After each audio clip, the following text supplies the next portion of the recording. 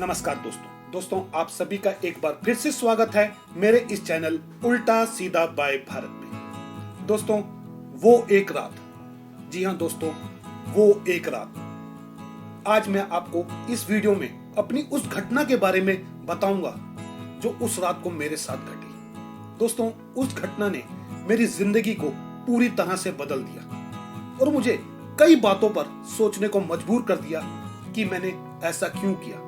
मैंने जो गलतियां की, मैं उम्मीद करता हूं कि उस रात को जो मैंने गलतियां की आप लोग नहीं करेंगे, लेकिन मैंने 4 बातें बहुत अच्छी तरह से सीखी उस रात को। दोस्तों वैसे तो ये घटना आज से तकरीबन 26 साल पुरानी है।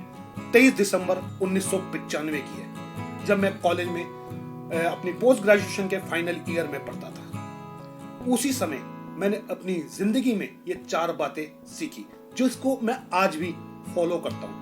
दोस्तों पहली बात, माँ बाप। हर माँ बाप अपने बच्चे को बहुत प्यार करता है। यह एहसास शायद जवानी में इतना नहीं होता।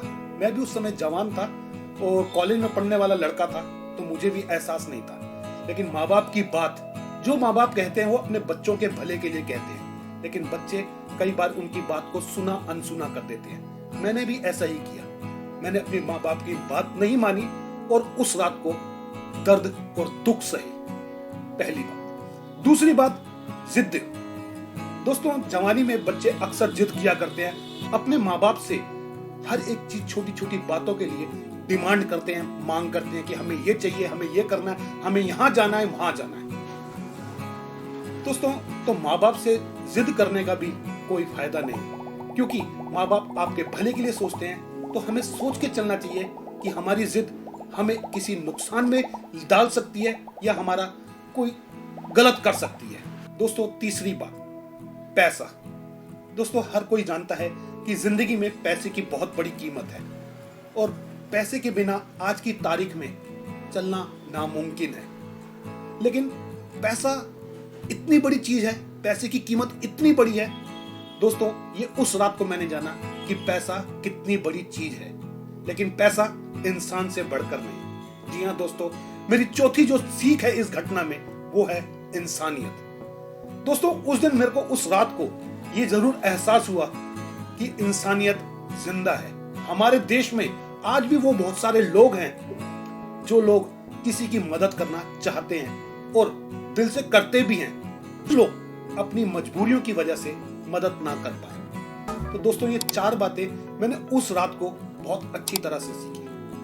दोस्तों आज मैं इस वीडियो में ये 4 बातें मेरे साथ कैसे कैसे घटी और इन बातों का मेरे वीडियो में क्या लिंक था, आपको मेरा ये वीडियो पूरा सुनना पड़ेगा कि मैंने उस रात को क्या क्या सहा। उम्मीद करता हूं कि आप मेरे इस वीडियो को पूरा देखेंगे और मेरी इस घटना को अच्छी तरह से सुनेंगे, और जो गलतियां मैंने की शायद आप लोग अगर जवान हैं तो अपनी जिंदगी में वो गलतियां नहीं करेंगे, और जो सीख मैंने सीखी शायद आप लोग भी उस बात को सीखेंगे।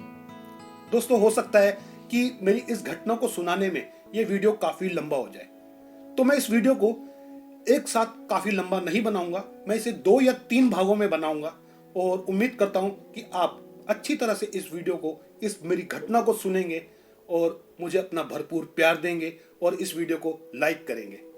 तो दोस्तों मैं शुरू करता हूं अपनी उस रात की घटना के बारे में। दोस्तों ये घटना 23 दिसंबर 1995 की है। दोस्तों सबसे पहले मैं आपको इस घटना को सुनाने से पहले एक बात बता दूं कि उस समय मैं कॉलेज के फाइनल ईयर में पढ़ता था, एमए फाइनल ईयर में, और मुझे थिएटर का बहुत शौक था। जगह जगह जाकर कॉलेजों में नाटक करना या दूसरे मंचों पर जाकर नाटक करने का मुझे बहुत शौक था। मैं कॉलेज की नाटक टीम में भी एक पार्टिसिपेंट था, प्रतिभागी था। लेकिन मेरे घर के हालात उस समय इतने अच्छे नहीं थे कि मुझे नाटक करने दिया जाए।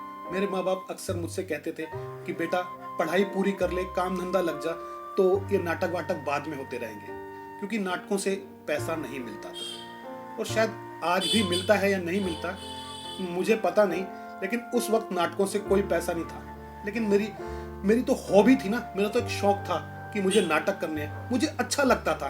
मैं अपने खाली समय में नाटक किया करता था, कॉलेज की नाटक टीम में भी था। अब 23 दिसंबर 1995 की वो बात, जिसका जिक्र मैं आपको करूंगा। दोस्तों मैं कॉलेज की नाटक की टीम में था। उस समय एक यूथ फेस्टिवल हुआ करता था, शायद अभी भी वो यूथ फेस्टिवल होता है, खेल मंत्रालय और युवा मंत्रालय की तरफ से, जिसमें डिस्ट्रिक्ट लेवल, स्टेट लेवल और नेशनल लेवल का होता है। जो डिस्ट्रिक्ट में जीतता है वो स्टेट में जाता है, स्टेट में जीतने वाले को नेशनल लेवल में लिया जाता है और शायद नेशनल लेवल जीतने वाले को इंटरनेशनली पार्टिसिपेंट करने के लिए भेजा जाता है, जो खेल मंत्रालय की तरफ से आयोजित किया जाता है। दोस्तों उससे पहले मैं एक बार नेशनल लेवल में 1994 में जा चुका था। दूसरी बार हमारी टीम, जो कॉलेज की टीम थी, उसने फिर पार्टिसिपेट किया। हमने डिस्ट्रिक्ट लेवल कंपटीशन जीता और अब हमारा कंपटीशन था स्टेट लेवल का, जो कि 24, 25 और 26 दिसंबर को हिसार एग्रीकल्चर यूनिवर्सिटी में संपन्न होना था। लेकिन मुझे उस समय नहीं पता था कि वो हिसार के अलावा कौन सी हिसार में जगह पे होना है, ये उस वक्त नहीं पता था। आपको इस वीडियो में आगे पता चलेगा ये सब बातें। दोस्तों अब सभी का विचार था कि स्टेट लेवल के लिए हमें पार्टिसिपेट करने जाना है। हमारी नाटक की टीम थी, कुछ म्यूजिक से रिलेटेड थे, कुछ डांस से रिलेटेड थे, बहुत सारी टीम थी। एक बस हमारे फरीदाबाद डिस्ट्रिक्ट से हिसार डिस्ट्रिक्ट के लिए सुबह 10 बजे, अब सभी जितने भी पार्टिसिपेंट थे सभी को बता दिया गया था कि सुबह 10 बजे आप स्टेडियम पे पहुंचेंगे। वहां से बस हिसार के लिए निकलेगी 23 दिसंबर, सॉरी बार जनवरी कह रहा हूं, 23 दिसंबर को, 23 दिसंबर 1995 की बात है। ना उस वक्त मोबाइल हुआ करते थे और ना ही लोगों के घर में बस लैंडलाइन फोन हुआ करते थे।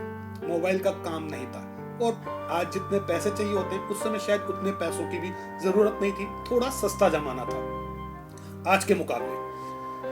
तो 23 दिसंबर को हमें निकलना था, सभी को कह दिया गया। अब मैं भी बहुत अच्छी तरह से खुश था कि मुझे स्टेट लेवल कंपटीशन के लिए नाटक की टीम के साथ जाना है, क्योंकि ये तो नाटक करना मेरी हॉबी थी।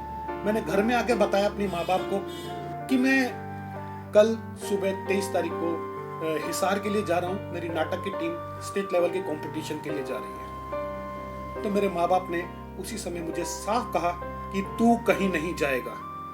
मैंने कहा क्यों नहीं जाऊंगा, मेरे बिना मेरी टीम कैसे वहां पर नाटक करेगी, मेरे नाटक में एक अच्छा खासा रोल है, मेरे को वहां जाना होगा। लेकिन मेरे माँ बाप ने मुझे साफ मना कर दिया कि तू नहीं जाएगा। पूरी रात सोचता रहा कि माँ बाप को कैसे मनाऊं सुबह जाने के लिए। लेकिन माँ बाप अपनी जिद पे अड़े हुए थे कि नहीं, तू नहीं जाएगा तो नहीं जाएगा, ये नाटक वाटक नहीं करना तुझे। अब मुझे माँ बाप पर गुस्सा तो आ रहा था, लेकिन दोस्तों क्या कर सकता था, मैं माँ बाप के विरोध में नहीं जा सकता था। समझ नहीं आ रहा था कि क्या करूं। 23 दिसंबर की सुबह हो गई।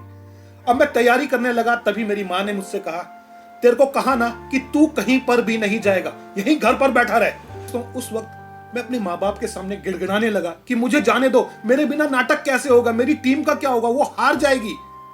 लेकिन मेरे माँ बाप ने मुझसे कहा, नहीं बेटा, तुझे नहीं जाना तो नहीं जाना, ये हमारा तेरे से वो है, अगर तेरे को जाना है तो हमारे को। दोस्तों समझ सकते हो कि उस समय मेरे माँ बाप ने क्या क्या कहा होगा। मैं इस वीडियो में नहीं कह सकता क्योंकि थोड़ा दुख होता है बोलने में। लेकिन दोस्तों मेरी तो जवानी थी, मेरे को माँ बाप की बात गलत नजर आ रही थी कि माँ बाप मुझे क्यों रोक रहे हैं, मेरे को क्यों नहीं जाने देते, मुझे अपनी टीम के साथ जाना है, मेरे बिना नाटक कैसे होगा। लेकिन मेरे माँ बाप ने साफ मना कर दिया, नहीं जाना। अब 10 बज चुके थे, 10:15 बज चुके थे। मेरे पड़ोस में एक लैंडलाइन फोन था, क्योंकि हमारे घर में फोन नहीं हुआ करता था। हमारे घर के हालात बहुत बुरे थे, शायद खाना खाने के भी थोड़े से वांदे थे। पड़ोस में फोन आया कि भारत कब तक आ रहा है। मैंने कहा आ रहा हूं। मैं काफी देर तक उन्हें टालता रहा कि शायद मेरे माँ बाप मान जाएंगे, मुझे जाने देंगे। लेकिन 11, 11:30 बज चुके थे, मेरे माँ बाप ने मुझे नहीं जाने दिया। मेरी माँ सबसे ज्यादा इस बात के लिए टिकी रही कि तू कहीं नहीं जाएगा, घर पे ही रहे। दोस्तों और फोन पर भी मेरी माँ ने बोल दिया था, जब पड़ोस में दोबारा फोन आया तो उसे बोल दिया कि भारत नहीं आ रहा, तुम वापस सब जाओ। उनको शायद धमका दिया था। दोस्तों शायद 11:30, 12 बजे के करीब फरीदाबाद से जो स्टेडियम से बस जानी थी वो बस चली गई और मैं फरीदाबाद में ही रह गया। मैं नाटक टीम के साथ नहीं जा सका। दोस्तों इस बात का मुझे इतना दुख हुआ कि समझ में नहीं आया कि मेरे बिना नाटक कैसे होगा। मेरे को बहुत चिंता थी, अब मुझे जाना भी था। लेकिन मेरी माँ इस बात पे बिल्कुल अडिग थी कि तू कहीं पर भी नहीं जाएगा। दोस्तों जवानी का जोश, कुछ बातें दिमाग में आती जा रही थी। माँ बाप को बार बार कह रहा था, गिड़गिड़ा रहा था, हंस के लड़के हर तरह से मनाने की कोशिश कर रहा था, लेकिन नहीं, सब बेकार था। अब दोपहर के खाने की बात हुई तो मैंने अपनी माँ को कहा, मैं खाना बिल्कुल नहीं खाऊंगा।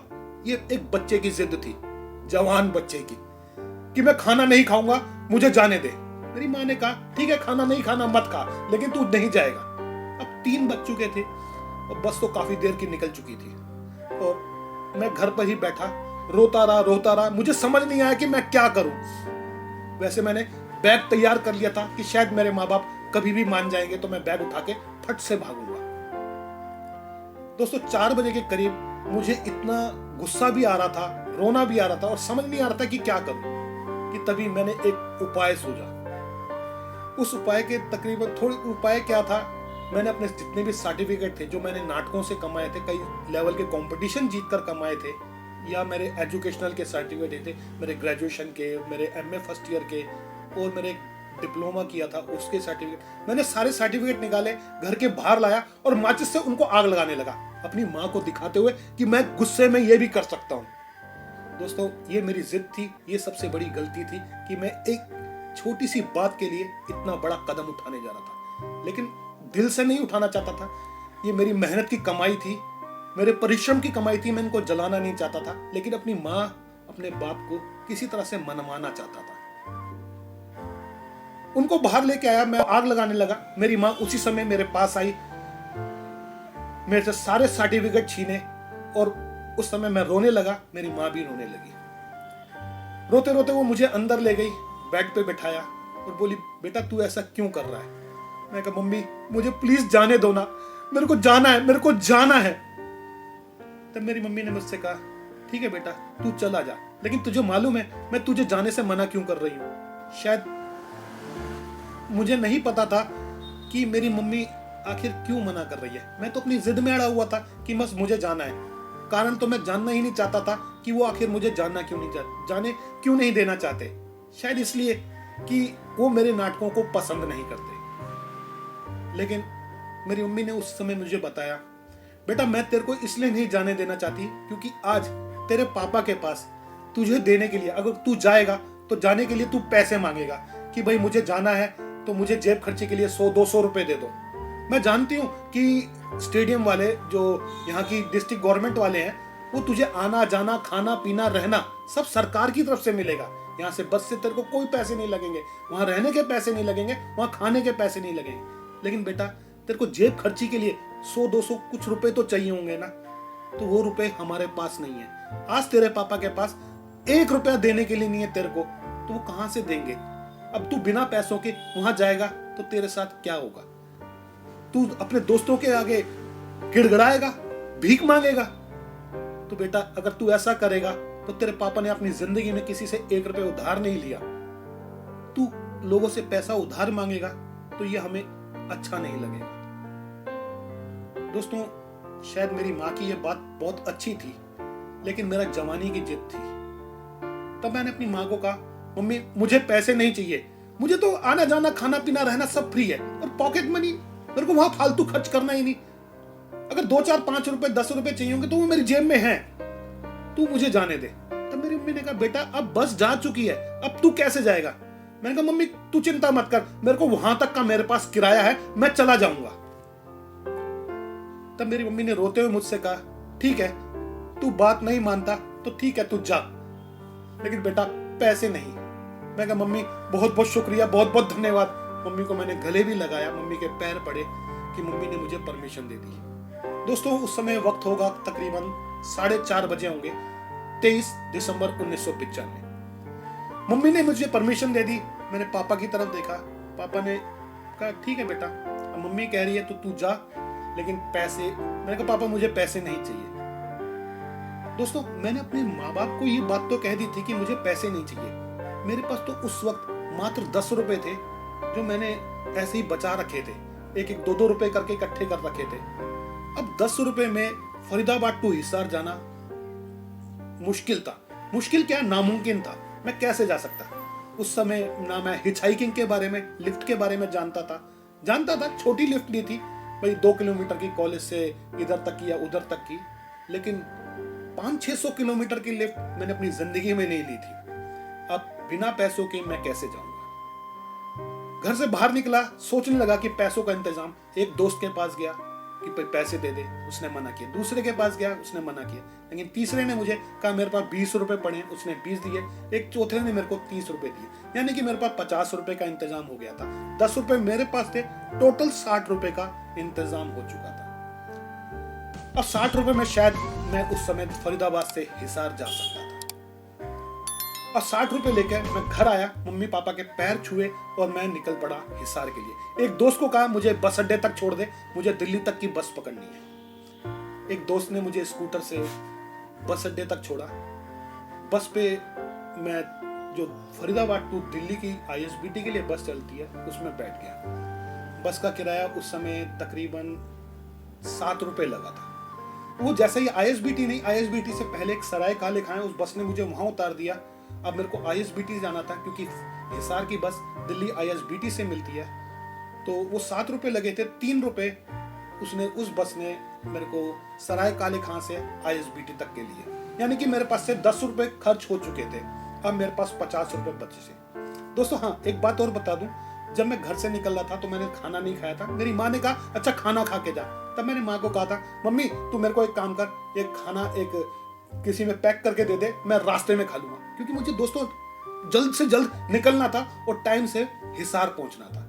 और मैं जानता था कि मैं हिसार जा रहा हूं, लेकिन मुझे ये नहीं पता था कि हिसार में ही मेरा ये प्रोग्राम कहां हो रहा है। लेकिन इस बात को अच्छी तरह से जानता था कि हिसार के अंदर सभी रेलवे स्टेशन पे, बस अड्डों पर एक काउंटर बना हुआ है, इंफॉर्मेशन काउंटर, रिसेप्शन काउंटर बना हुआ है। जो भी फरीदाबाद से या हरियाणा के किसी भी डिस्ट्रिक्ट से जितने भी पार्टिसिपेंट आ रहे हैं, उन सभी पार्टिसिपेंट्स को लेने के लिए वहां से कोई ना कोई जब भी आएगा तो वो बस अड्डे आएगा या रेलवे स्टेशन आएगा, तो उन सबको पिकअप करने के लिए वहां पर रिसेप्शन काउंटर बनाए गए। तो मुझे मालूम था कि हिसार बस अड्डे पर एक रिसेप्शन काउंटर बना होगा।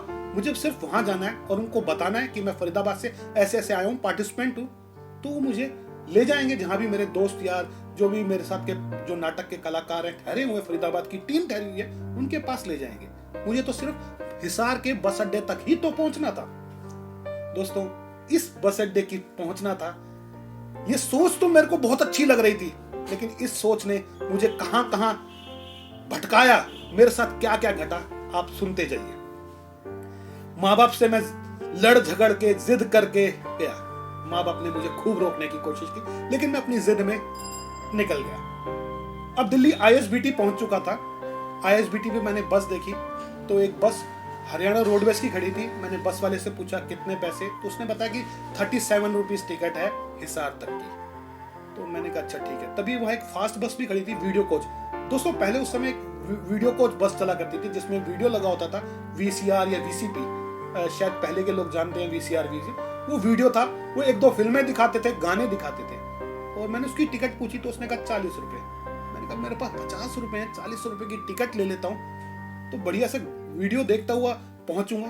और दोस्तों उस समय काफी सर्दी भी थी। ISBT की बस अड्डे पर पहुंचने के मुझे पता चला कि काफी ठंड है। बाकी वैसे तो मैंने कोट पहन रखा था, पैंट और सर पे टोपी भी थी, लेकिन ठंड काफी जबरदस्त थी। 23 दिसंबर का वक्त था और नॉर्थ इंडिया में उस वक्त काफी ठंड होती है। अब मैंने 40 रुपए की उस वीडियो कोच बस की टिकट ले ली और उस बस में जाकर बैठ गया। दोस्तों बस अच्छी थी और बस चल पड़ी। तकरीबन बस चली होगी शाम के 6 बजे। और बस वाले से मैंने कंडक्टर से पूछा भाई साहब ये बस हिसार कब तक पहुंचेगी। तो कंडक्टर ने कहा भाई ये बस रात के करीब 11 बजे हिसार बस अड्डे पे पहुंच जाएगी, बीच में 1-2 स्टॉपेज है। मैंने ठीक है 11 बजे। और 11 बजे मुझे वहां रिसेप्शन काउंटर मिलेगा और वहां से रिसेप्शन काउंटर से वो सीधा जो मेरी फरीदाबाद के पार्टिसिपेंट है, मेरे दोस्त ही आ रहे हैं, मैं उनके पास पहुंच जाऊंगा। यानी कि 12 बजे तक मैं अपनी जगह पर पहुंच जाऊंगा। अब मुझे कोई चिंता नहीं थी। अब मैं आराम से हिसार की बस में था। अब खुश हो रहा था कि दोस्तों से मिलूंगा, ये करूंगा वो करूंगा। और नाटक, अब मेरे बिना नाटक कल सुबह जो स्टेट लेवल का कंपटीशन शुरू होना है उसके नाटक में मैं पार्टिसिपेट कर पाऊंगा। दोस्तों बहुत जबरदस्त खुशी थी और मैं बस में बैठा हुआ था। हाँ दोस्तों, माँ ने जो मेरे को खाना दिया था, दोपहर को खाया नहीं था, भूख लग रही थी। बस के आधे रास्ते पहुंचने पर करीब 9 बजे के करीब मैंने अपना घर बैग में से खाना निकाला और वो खाना आराम से खाया। बस मैं फिल्म देखी, लेकिन फिल्म देखने में मजा नहीं आ रहा था, अपनी सोचों में ज्यादा मजा आ रहा था कि आखिर मैं हिसार के स्टेट लेवल कंपटीशन में पार्टिसिपेट करने जा रहा हूं। ये सोचें कितनी अच्छी थी दोस्तों। इन बातों को सोच सोचकर मेरा सफर कट गया। रात के तकरीबन 11 बजे बस हिसार बस अड्डे पर पहुंची। अब बस अड्डे पर पहुंची, मैं भी खुशी खुशी बस से नीचे उतर गया।